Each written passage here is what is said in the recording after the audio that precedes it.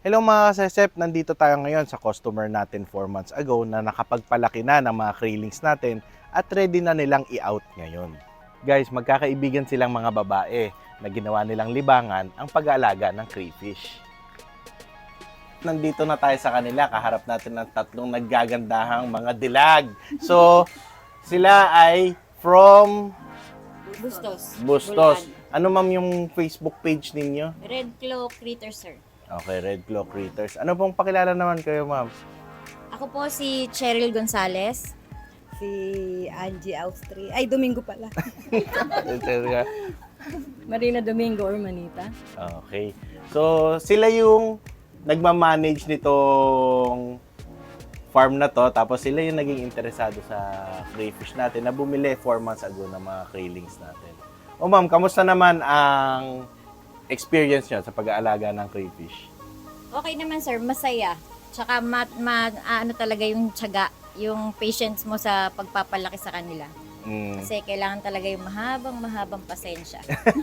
Alam nyo guys, sila mismo yung nagsosorting, naglilinis, nagpapakain ng mga alaga nila.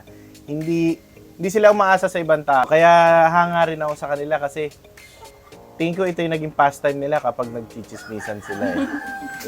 Nakakalibang kasi, sir. Nakakalibang.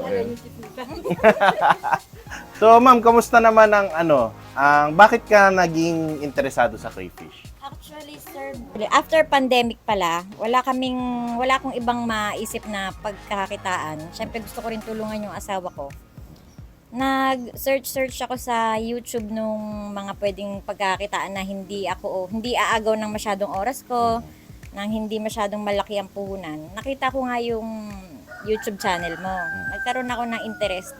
Lalo na yung matutulungan mo kami mag-market, doon ako talaga na kasi at least hindi kami mahihirapan. Hanggang sa yun, nag-usap-usap kami magbibilas na bumili nga nung krillings mo. Actually, 4 kami. Kasama si Rina Rose Domingo. Explain mo saan nyo nilagay sila? Ano yung mga ginamit yung... Yung unang ginamit namin, sir, is trapal pan. Dito sila una. 2 lang actually nung una. Tapos hanggang sa naging 4 na nung mga naglalakihan na sila. Okay. Tapos meron din po kaming aquarium para dun sa aming mga breeder. Meron na din pong pool dun. Meron na rin. Napalaki na nila yung binili nilang krillings. Then, ngayon, ready na sila mag-out siguro. Pero hindi nila ibebenta lahat. Siguro half lang nung mga napalaki nila para may matira pa rin sa kanilang breeder sa future. Bakit kayo nagtiwala sa Sesep's Farm?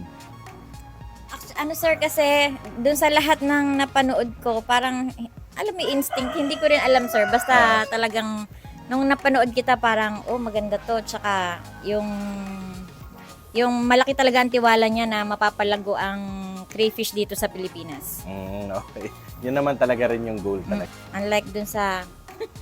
Pwede mo sabihin niya. Wag na. Hindi kasi may tao na Yes. unang kita mo pala. Magaan yung loob. Alam mo, magaang yung magiging dating sa'yo. Mm. Ganun, sir, di ba? Oo. Kami, sir, ako totoo lang, usyosero lang naman ako muna.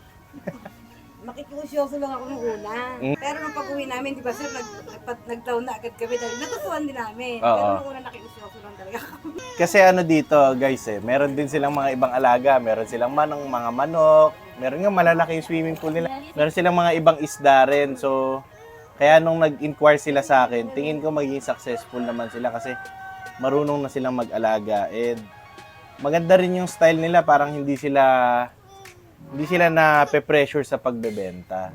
Kasi parang ini-enjoy lang nila na may bago silang pet tapos pinapalaki nila.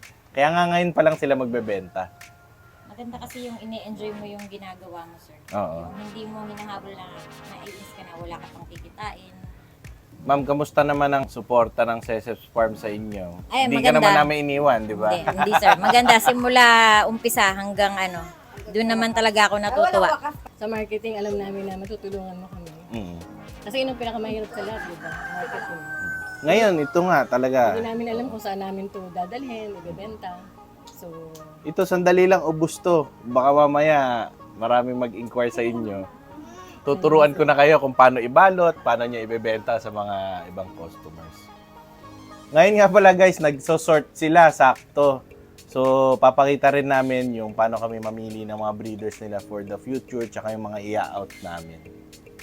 O guys, nandito tayo sa isang pool nila or pond. Dating swimming pool daw to, ginawa ng crayfish tank. So, makikita nyo, ito yung mga 4 months old na crayfish nila. Puro female lang to guys ha, kasi nag-sorting nga kami. Yan na, ready na talaga ibenta as trio and magbi-breed na to in a short period of time. Pakita natin yung quality ng crayfish nila. Napakita, no? Ang galing. Ito. Ah! Sorry. Minsan kasi guys, yung ganitong size, ito yung mahirap hulihin. Yan. Makita nyo, malinis. Maganda, walang lumot, walang dumi. So guys, pag ginamit nyo itong breeders, sandaling panahon lang magbe-breed na agad to. Hindi na nila kailangan mag-molt pa dahil malinis na sila. So ngayon dito namimili kami. Ang usapan namin dito, mag-i-interview lang ako kaso magiging tauhan pala nila ako today. Okay. Sige, pili na tayo. Ma'am, ikaw, anong na-realize mo habang nag-aalaga ng crayfish? Sa akin po, sir, kasi po kami, nung mag-umpisa kami, pinagsabay namin breeder at craving. Eh di, pero po nung nakikita namin, mas magandang mag-umpisa ka sa cravings talaga. Para habang napapalaki mo, doon mo rin natututunan kung paano sila alagaan. Tingnan nyo, mga kasesep, customer na namin ang nag-explain mismo kasi kaya kami nag-shift na ngayon sa hatchery, puro craylings na ang pinabenta namin sa farm kasi nakita namin na mas maganda ang nagiging experience or journey ng mga customers namin na nag-start sa craylings.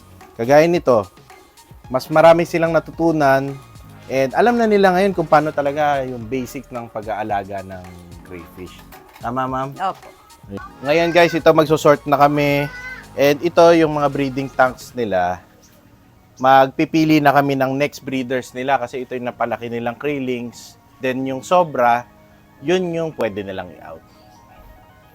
Ito, ma'am.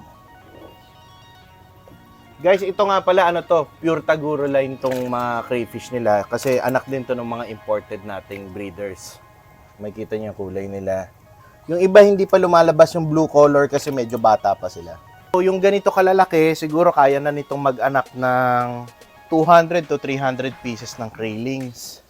So, after 1 to 2 months, ang dami ulit nilang craylings, tuloy-tuloy na to. Siguro malalagyan na nila yung mga ibang tanks nila rin.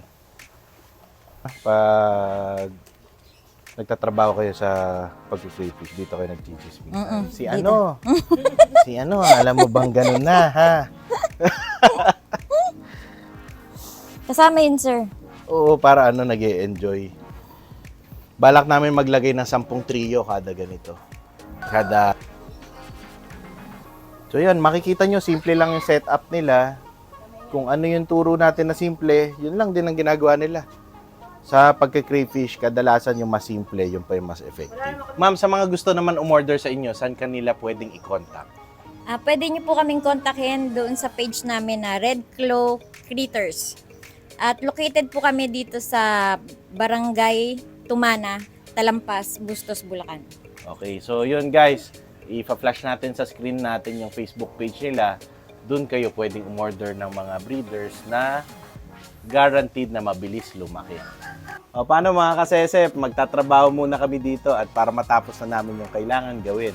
Yun lang mga kasesep, see you next time.